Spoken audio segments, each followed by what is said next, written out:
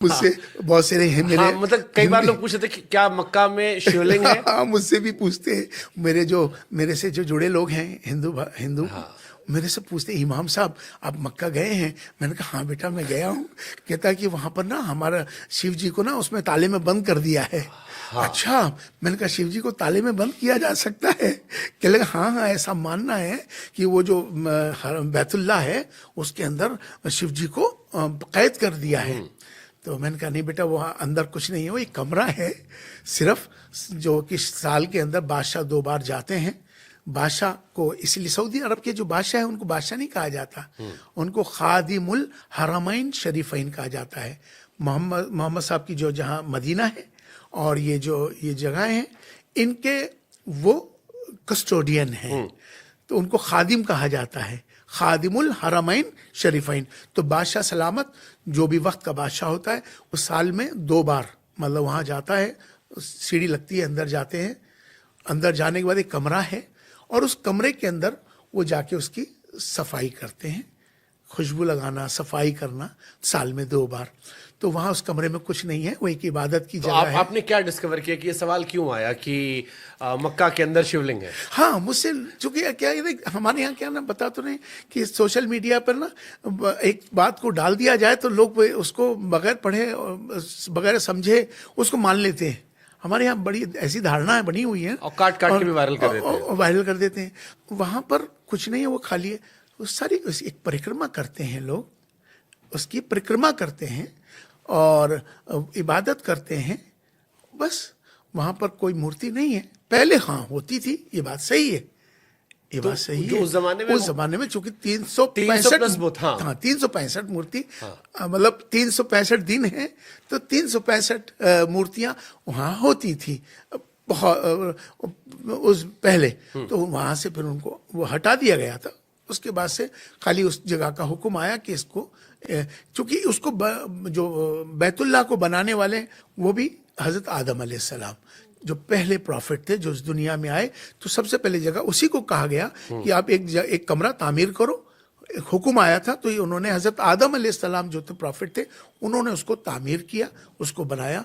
वो सिलसिला वहाँ से चलता आ रहा है, वो हमेशा से उस जगह की बड़ी मान्यता है।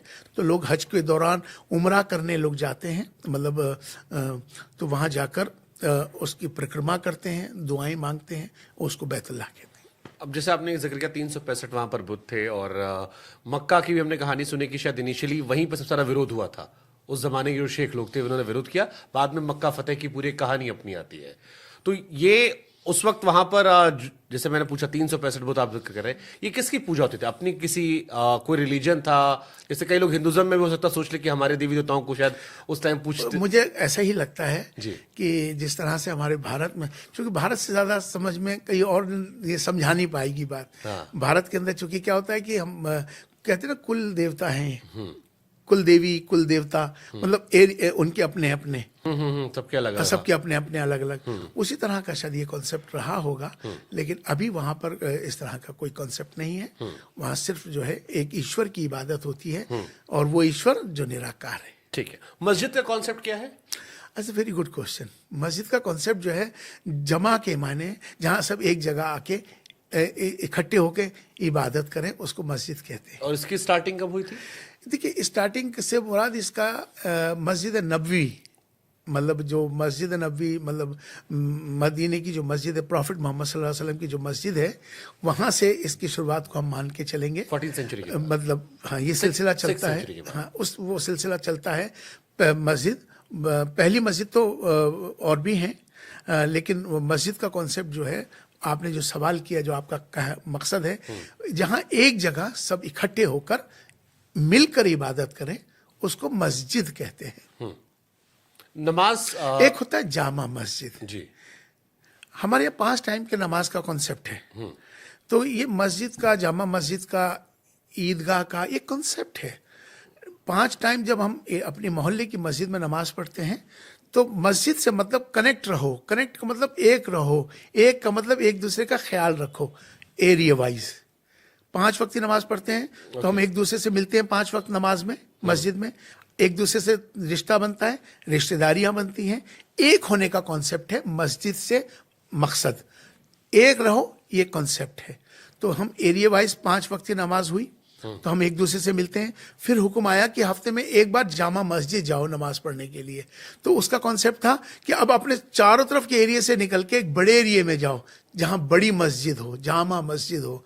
वहां पूरे आसपास के लोगों को एक हुक्म आया कि फ्राइडे के दिन आओ, यहाँ नमाज पढ़ो, वहां आपस में एक दूसरे से कनेक्ट हो, एक दूसरे से मिलो, एक दूसरे से रिश्तेदारियां करो, एक दूसरे के अच्छे में साथ रहो, सुख दुख में साथ रहो।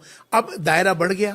इसी तरह से फिर साल में ईद का नमाज आई। अब वो जामा मस्जिद को छोड़कर अब आया कि सारे इलाके के लोग एक जगह इकट्ठे हों ईद की नमाज के लिए, ईदगाह में वहां जाएं, सब इकट्ठे होकर नमाज पढ़ें। अब एक दूसरे से मुलाकात करें, एक दूसरे से कनेक्ट हो जाओ। फिर साल में फिर एक बार आया हज का समय, बैतुल्लाह। फिर पूरी दुनिया को कहा गया तुम अब एक जगह यहां इकट्ठे हो जाओ। तो ये मोहल्ले से स्टार्ट होते होते ये पूरा एंड तक जाता है, सारी दुनिया के लोगों को एक करने के लिए। बेसिकली एक हो रहो, मिल के रहो। इट्स अ ब्यूटीफुल कॉन्सेप्ट कि लोगों को कैसे मिला के रखो, अब मिल के रहना है, कनेक्ट रहना। इसी तरह हमारे यहाँ एक बर्तन में एक बड़ा तश्तरी में खाना खाते हैं सब मिलके। क्यों खाते हैं? एक रहो, ये मिलके खाना खाया करो, एक साथ खाया करो, एक साथ रहा करो, ये कॉन्सेप्ट है। ओके। नमाज मैंने कहीं सुना कि ये संस्कृत शब्द है। हाँ, यकीनन इस पे, चूंकि मैंने इस पे पहले भी बात रखी थी। हालांकि पूछने पहले मैं डर रहा था कि मेरे पाकिस्तान से फ्रेंड्स जो है नाराज ना हो जाए कि आप ये पाकिस्तान हर चीज को संस्कृत से जोड़ देते हैं। नहीं नहीं, पाकिस्तान वालों को समझाने की जरूरत है। असल भारत का मुसलमान तो समझाया हुआ है, उन्हीं को असल जरूरत है। एक तो बांग्लादेशियों को समझाने की जरूरत है और एक पाकिस्तानियों को समझाने की जरूरत है। ये जिस दिन ये समझ जाएंगे ना तो उस दिन सब कुछ बढ़िया हो जाएगा। अब आते हैं नमाज की तरफ। तो नमाज क्या है? बेसिकली नमाज जो है फारसी का भी एक शब्द है, लेकिन असल शब्द ये संस्कृत का शब्द है। देखिए, नमाज को तो वो पहले भी जानते हैं, चूंकि ये सब भारत के हिस्सा है। वो जो आज पाकिस्तान एक बॉर्डर, एक लाइन खिंच गई है ना, वो एक अलग बात है ना, लेकिन हैं तो सब एक ही। बांग्लादेश एक लाइन खिंच गई है, लेकिन हैं तो सब एक ही, और एक ही है ना। हमारे संस्कार, हमारी संस्कृति तो एक ही है ना, हमारी संस्कृति एक ही है, अलग नहीं है। तो हमारा रहना, खाना, पीना, चलना, एक जुबान, वो सब एक ही है।